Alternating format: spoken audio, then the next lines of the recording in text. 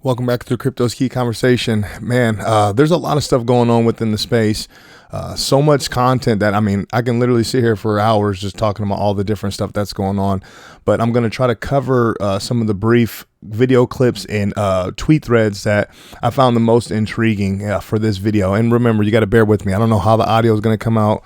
The setup is kind of all over the place. I'm literally like kneeling on the ground trying to record and using one monitor, which is kind of out of my realm. I usually have a couple monitors kind of do all my stuff, but bear with me through this one. Quickly coming over here, looking at CoinGecko, we're currently sitting still under $1 trillion market cap, sitting at 838 billion.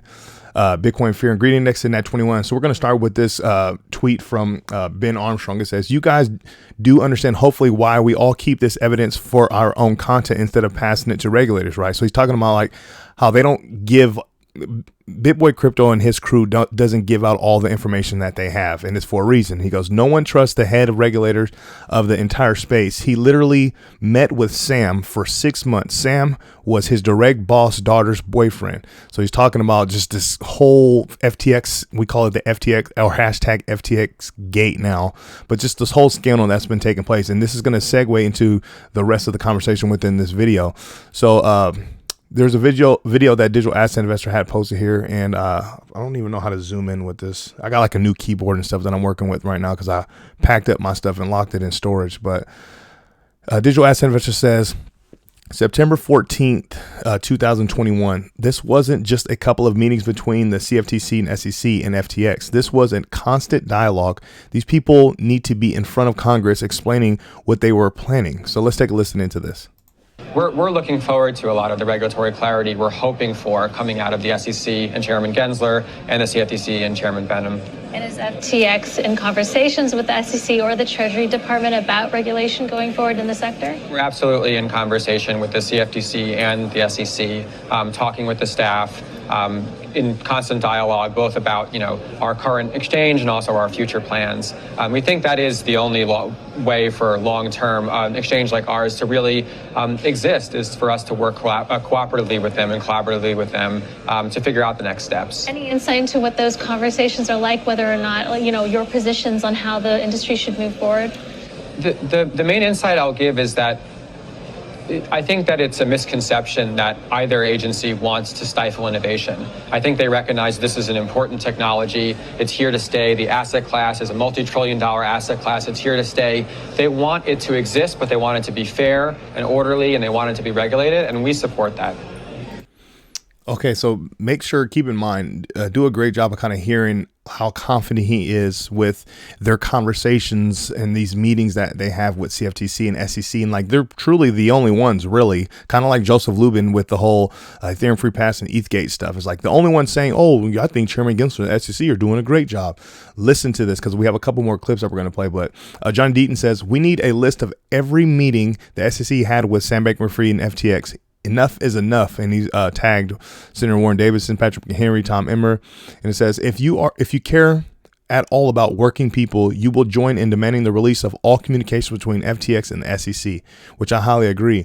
So coming over here, Johnny Deaton's heard in the Twitter sleuths. He says, "To the Twitter sleuths, please find any and all video speeches, etc., involving Sam Bankman-Fried or anyone associated with FTX, including paid spokespersons who made comments about working with or meeting with the SEC.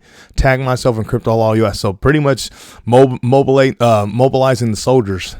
It's going to be quite interesting to see what surfaces. People have already been posting stuff. So this is from Digital Asset Investor, and this is Brett Harrison. Again, it says, Brett Harrison was president of FTX US. This is from August 31st, 2022. Quote, "We know that the SEC is also working on their own proposal for regulations of crypto markets and classification of certain crypto tokens as securities." They are? I thought Gary Gensler said it was very clear. So let's take a listen into this one. We know that the SEC is also working on their own proposal for regulation of crypto markets and classification of certain crypto tokens as securities. So it's an exciting area, and we're going to see a lot of progress in that area over the next one. So he continues down. He says, "Already in the U.S. Congress, you need to put Gary Gensler in front of you and ask him what he was speaking to the FTX guys about. Obviously, he's saying one thing to them and another to the rest of the market, similar to the way Clayton SEC did with Ethereum." So just like we've been saying in the community, it's like The whole ETHgate scandal isn't, you know, I guess you can say outmasked. It isn't less than this whole FTX scandal, or we call them the FTX gate now. In a sense, they're linked in a sense, but ETHgate scandal, the Ethereum free pass, is massive in relation to this. Not saying, not even trying to compare the two, but I'm saying in regards of, you can see the parallels between the two. Why are these representatives, these CEOs, and these presidents of these, in a sense, fraudulent and scandal and mischievous companies meeting with regulators and claiming that they're doing the right thing, they're doing the just thing for the market, and they're fair and they're just? But everyone else in the industry is kind of just like, dang, scratching their heads like, this is confusing. Like, how do we operate? How do we proceed forward? How do we scale? How do we do it the right way? They're coming in to meet with you, like you said, but you're dropping lawsuits on them. But here you go. You have these so-called fraudulent Ponzi schemes, or these companies that are doing wrong, utilizing customer assets for their own benefit, but they're getting the free pass and they're meeting with you, and you're saying one thing to them and doing something else for the rest of the market, like digital asset investors talking about. That's the shady stuff that we're talking about in this community. It's crazy. And in FTX gate and the ETH gate stuff is just, quite honestly, it might just be the tip of the iceberg, you know, as things start unfolding and more information starts being surfaced. So here goes another one. This says this from Digital Asset Investor says, these FTX guys need to compare notes with Joseph Lubin. He's the only person I know who had this kind of experience with the CFTC and the SEC. So literally what I was just talking about. Take a quick listen, and we'll listen to about like 1 minute, and you can hear Brett here talking as if like what he's saying is accurate. Clearly they were getting some sort of like, you know, free pass or some sort of like hookup behind closed door, while the rest of the industry is just scratching their heads as to like, they don't know how to proceed because the SEC and Chairman Gensler doesn't give information, even though he says it's quite clear, but he can't answer questions as to whether Ethereum is a security or not. Crazy thing. Let's listen into this. And to that point, I mean, are you concerned of any of these regulatory crackdowns, especially that have occurred with DeFi? You know, at FTX US, we have found through our many different conversations with regulators, the SEC, the CFTC, that their door is open and they want us to walk in through the front door and talk with them about what we're doing, how we can work with them to be compliant with the regulations that they want to create and have. Listen to how he said many different conversations. What about the class action lawsuit? What about the over 75,000 XRP investors that have been hurt by the SEC dropping the lawsuit on Ripple? What about them? The Chairman Gensler can't give us the time or date, let alone respond to a letter or an email or a tweet thread. But you're having multiple meetings with FTX representatives. Isn't that ass backwards? You're supposed to be out there protecting the investors that you're hurting and you're harming, that you won't even give acknowledgement to, but you're having multiple behind closed door meetings with FTX and the representatives and the like, and the whole ETHgate and Consensus and Joe Lubin. Crazy, man. Let's listen in. Already created in many circumstances to bring these products, again, in a safe, reliable way to consumers in the US. And through those conversations, we found actually they are quite open-minded. I think that there's this misconception that the regulatory agencies in Washington just want to clamp down on all innovation in crypto. And it's just not true. What they want people to do is to work with them openly and collaboratively to make this happen. So at FTX, we're not concerned. We're very excited about these ongoing discussions that we're having with the SEC and with the CFTC. Yeah, you're very excited because you're getting what they call a differential treatment. You're getting different treatment. Look at Ripple. Look at Library. Trying to go in and do the right thing. Look at Brian Armstrong from Coinbase, trying to have a conversation and let them know, like, hey, we're looking to set up this Lend product. You know, how do we go about doing this the right way? What about all them? But these offshore, you know, exchanges and platforms, they can kind of run their thing and do their thing. Even FTX US, like, why are you the only one that feels so confident about those meetings and that dialogue? Why are you not confused like the rest of us? Moving on here. So there's some stuff going on with Kevin O'Leary, or AKA Mr. Wonderful. Big Boy Crypto had put up a video talking about just the shady nature behind it. And obviously Kevin O'Leary was a big investor in FTX and a lot of other, you know, major platforms and projects out there. He's a very wealthy individual. So there's been more information coming out about just the shady behavior and tactics behind Kevin O'Leary. But he's Kevin O'Leary is the one that's been kind of saying, oh, he's one of the nicest guys in the world. And, if he were to start up another endeavor, I would back him and invest. And everyone's like, what the heck? What are you talking about? After thousands and thousands and thousands of innocent people and innocent investors have been screwed by the actions of Sam Bankman-Fried and FTX and all the people involved. You're still saying that? So John Deaton goes, the ugly truth, Kevin O'Leary says, at the end of the day, the ugly truth is everyone is replaceable. And then John Deaton says, the ugly truth is that 18 USC section 1343 makes crystal clear that Sam Bankman-Fried is not a good guy who bet big and lost because of market volatility or because his so-called sparring partner CZ delivered a knockout blow. The statute defines SBF as a criminal, period. I mean, just shut it down right there. And that's just the hard truth. And I highly recommend you check out Big Boy Crypto, Ben Armstrong's recent video that he had made in regards of Kevin O'Leary. It's quite interesting. Don't know, what all factual is, but I thought it was just pretty interesting how he was kind of laying things out. This is from Wheezy X, and shout out Wheezy X, man, always putting up some sick stuff. He says consensus ?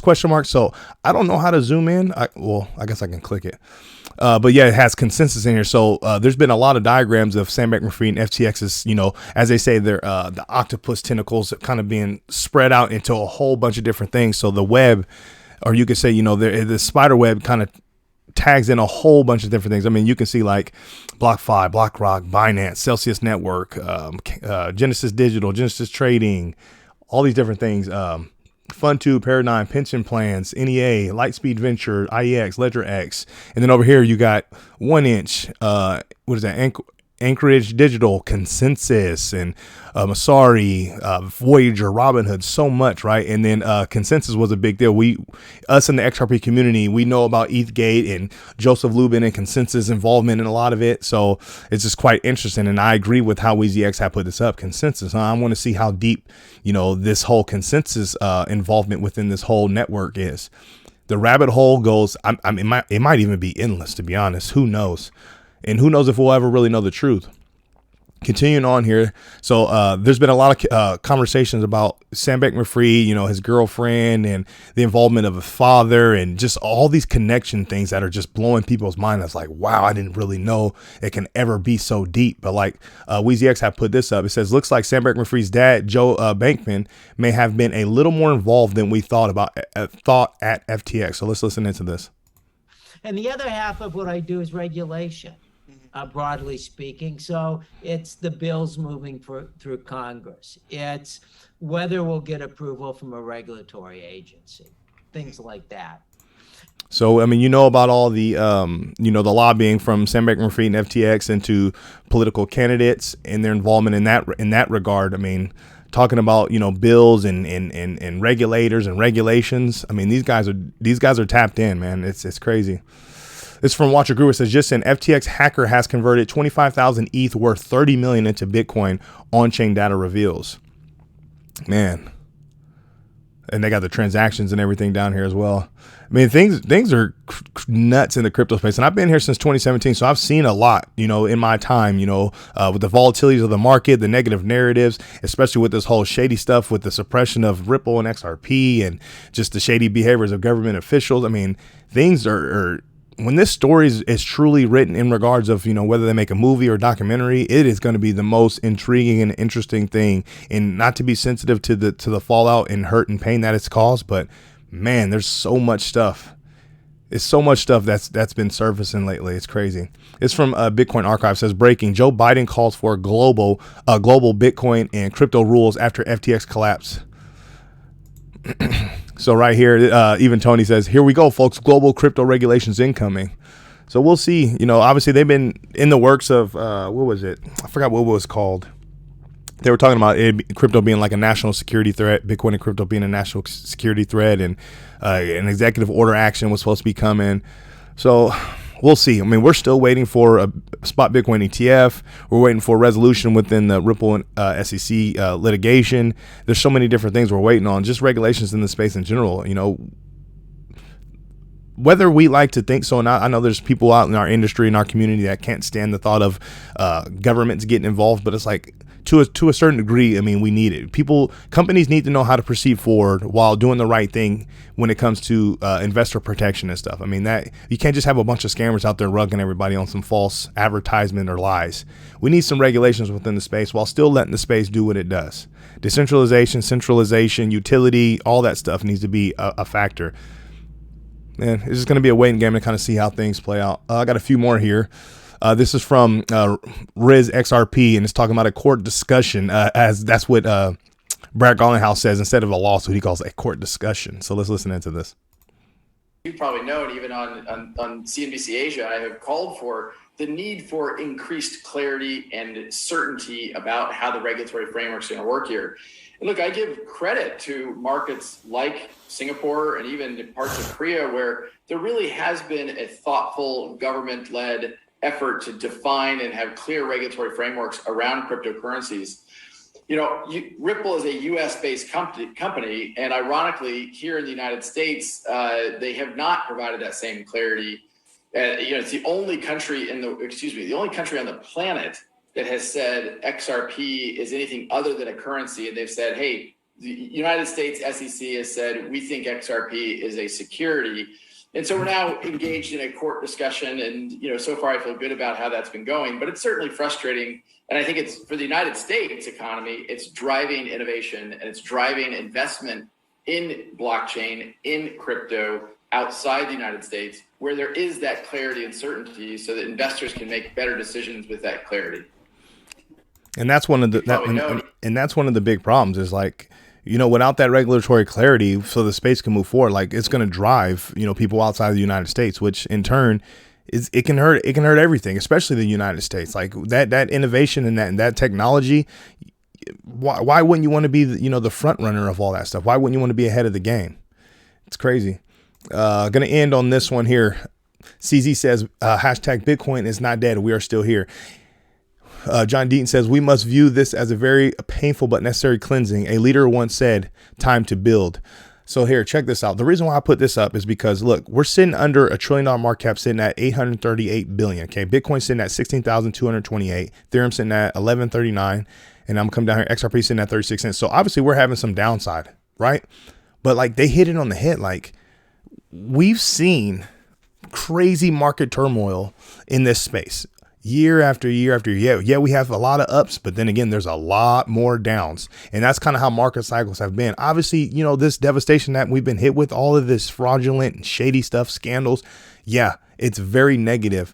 But from my time in the space since 2017 until now, I've experienced the ebbs and flows of the market in general and everything that it encompasses in it. But the fact is like when you really zoom out, this trajectory is still in going forward in up direction. So when he says Bitcoin is not dead, we're still here. He's saying crypto is not dead. We're still here. Absolutely. And I 100% agree. And I'm excited to see where this space goes. I truly believe in this space. I feel like he says, this is a very painful but necessary cleansing. The good actors are going to be, rise to the top, as they say, the cream rise to the top or whatever. The good actors are going to rise to the top. This space is going to flourish. We're not just going to have spec bull runs, forever. Utility and true use case and solving real world problems is really going to mean something. And that's when this space is going to be absolutely massive. That whole talk of, 10 trillion, 40 trillion, 100 trillion plus, dollar market cap. We're going to look at this and just laugh. This is going to be laughable. I've seen this thing under I think it was at 100 billion before. I think it was like 2018 sometime. So, it's up 8x from where I've seen it at its lowest. So even with all the shady stuff and all the scary negative narratives and the FUD, it's still here. People are still working and they're still building. You got communities, decentralized communities coming together to fight the good fight. Look at the XRP community. Seriously. Stop the tribalism, come together as one, and let's help this space flourish and grow. Hopefully, we get just and fair regulations coming out of everything. It's just going to be a waiting game. But that's what I have for you. Make sure you come to the Crypto is Key Conversation YouTube channel and subscribe. Follow us on Twitter at Crypto is Key 1. I really appreciate you guys' support. I truly do. With all that being said, stay strong out there and be safe.